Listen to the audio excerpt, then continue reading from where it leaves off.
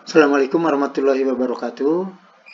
Mahasiswa yang saya cintai, ini adalah video tentang bagaimana menulis latar belakang masalah penelitian. Latar belakang masalah penelitian adalah sebuah bagian yang tidak terpisahkan ya dari sebuah karya ilmiah. Ini kita gunakan singkatan ya LBMP, singkatan latar belakang masalah penelitian. Ini bagian tidak terpisahkan, jadi tidak ada satupun karya ilmiah yang tidak memiliki latar belakang ya.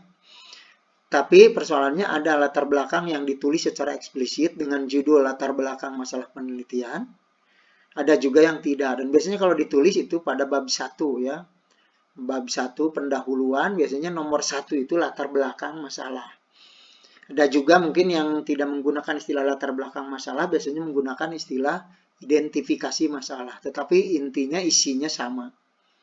Kemudian apa isi latar belakang masalah penelitian? Nah, itu satu, dasar pemikiran dilakukan penelitian. Jadi penelitian kita ini, apa yang mendasari dilakukannya penelitian ini?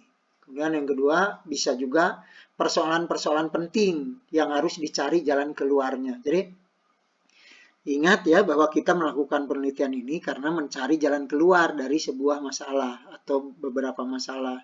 Nah, penelitian kita ini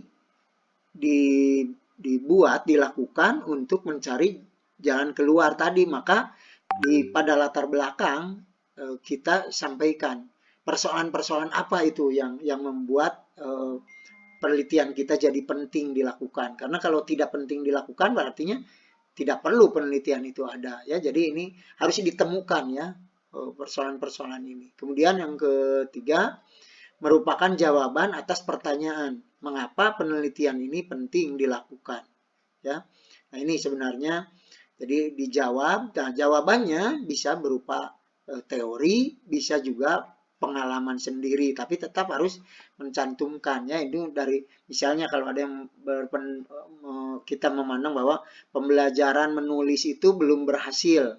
Nah, itu berdasarkan pendapat siapa? Nah, dikemukakan, dieksplorasi ya. Atau misalnya kita temukan ada fenomena siswa SMP belum bisa baca, itu kan persoalan, begitu ya, dikemukakan itu, diuraikan bagaimana masalah itu muncul dan bagaimana kalau dibiarkan, gitu ya. Dan kita menawarkan melalui penelitian ini solusi ya, bagaimana jalan keluar untuk masalah tersebut. Karena kalau dibiarkan ini mungkin akan terus menghambat ya.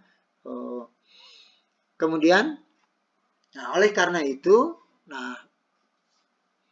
latar belakang masalah penelitian ini harus berupa argumentasi atau alasan dilakukannya penelitian ini. Ingat ya, ini harus dicatat bahwa latar belakang masalah itu berupa argumentasi, jangan isinya penjelasan, menerangkan. Banyak kita temukan ya, baik skripsi, tesis ya, bahwa di dalam latar belakang itu mulai dengan menjelaskan murid itu apa, pembelajaran itu apa. Nah, itu bukan tempatnya. Tapi di sini di dalam latar belakang itu isinya argumentasi atau alasan-alasan ya, mungkin alasan-alasan kita melakukan penelitian. Dan alasannya tentu saja adalah alasan tadi, satu, alasan teoretis, mungkin berdasarkan pendapat ahli, bisa juga empiris. Misalnya empiris itu ada pengawas ya yang menemukan bahwa nilai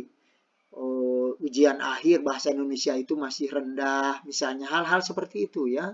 Karangan siswa masih belum bagus, tata tulisnya belum bagus. Nah, hal-hal seperti itu yang mendorong kita untuk melakukan penelitian. Nah, ini yang seharusnya ada ya pada latar belakang masalah penelitian. Kemudian paragraf, karena itu ya kita tahu tadi karena berisi argumentasi, maka paragraf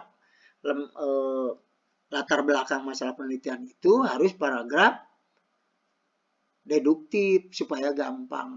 Boleh nggak menggunakan induktif? Boleh, tapi biasanya lebih rumit ya, lebih rumit. Jadi kita menggunakan deduktif karena mudah sekali, biasanya lebih mudah ya. Nah, pertama kalimat utama. Nah, di dalam kalimat utama disebutkan misalnya bahwa salah satu pembelajaran bahasa saat ini dianggap belum mencapai hasil yang memuaskan. Itu kalimat utama. Nah, baru dijelaskan dengan kalimat berikutnya. Gitu ya.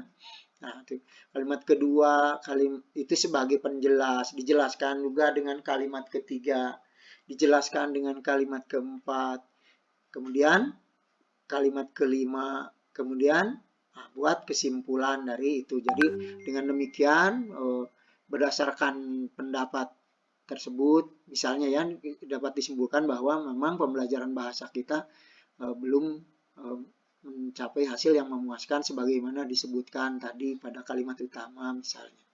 Nah, hal seperti itu yang harus muncul.